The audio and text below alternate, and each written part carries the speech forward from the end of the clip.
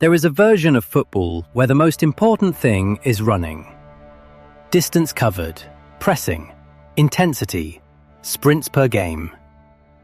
And then there was a man who walked through entire matches at his own speed and decided everything that happened in them. He was told by one of the most respected coaches in Europe that he was a political signing. He was played out of position, frozen out, and sent away. And he went home and became the most loved footballer his country has produced since Maradona. This is the story of Juan Román Riquelme. He was born in 1978 in San Fernando, in the outskirts of Buenos Aires, and grew up in Don Torcuato. One of 10 children in a family with nothing. Not modest, poor. 10 children in a house where the arithmetic of feeding everyone was a daily problem, in a suburb where the pitch was dirt and the goalposts were whatever was lying around. And his father made a decision when Román was born that most fathers do not get to make and be right about. He decided this child would be a professional footballer, and he trained him for it from the beginning, as a way out for the whole family. It is easy to say that about a boy who made it. Thousands of Argentine fathers made the same decision about sons who did not. What separates this one is that the boy turned out to have something almost nobody has. Argentinos Juniors took him in, the same club that produced Maradona. Being the next great number 10 from that academy is not a compliment in Argentina, it is a weight. And by 17, Boca Juniors, the biggest club in the country, had signed him anyway. To understand what happened next, you have to understand La Bombonera. It is a stadium that shakes. Not as a figure of speech. The stands physically move when the crowd jumps, and Boca supporters are not there to watch football politely. They sing for 90 minutes. They decide who is loved and who is finished. And they are not interested in your reputation elsewhere. Into that, at 18, walked a slow, thin kid who refused to hurry. And it worked immediately, because Riquelme understood something about football that faster players never learn. If you have the ball, you decide the speed of the game. Everyone else has to react. Defenders are trained to press at speed. They are not trained for a man who stops, holds the ball under his foot, and waits for them to make a decision first.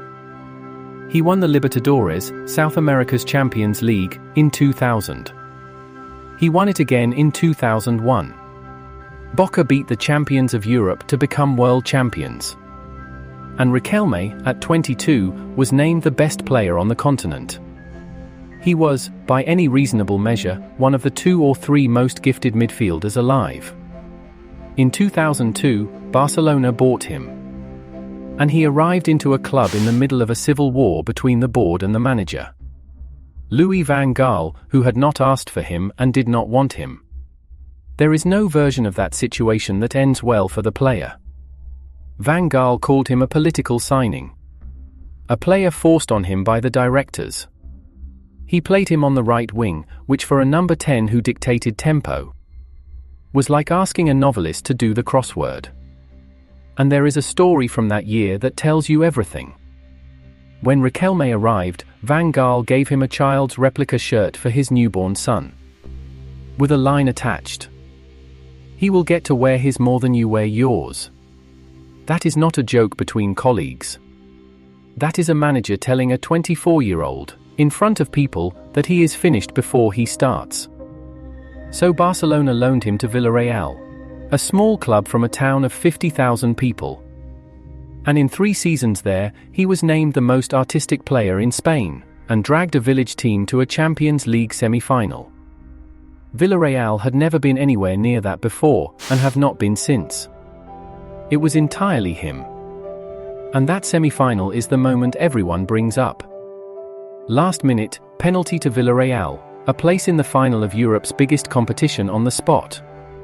Riquelme, the best penalty taker at the club, put it too close to the keeper.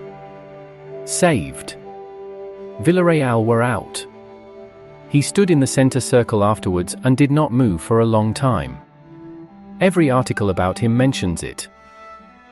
Which is strange, because a man from a family of 10 in Don Torcuato had just taken a club with a stadium smaller than most training grounds to within one kick of a European final. And the kick is what people remember.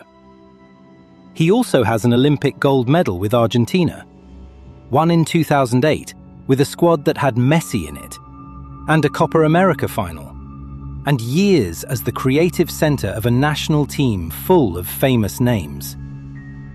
But there is a reason his story does not end in Europe.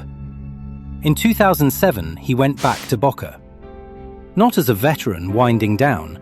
He was 28, in his prime, and he chose to leave European football to play in Argentina. That year, he won the Libertadores again, scoring twice in the final, and he was named the best player in South America.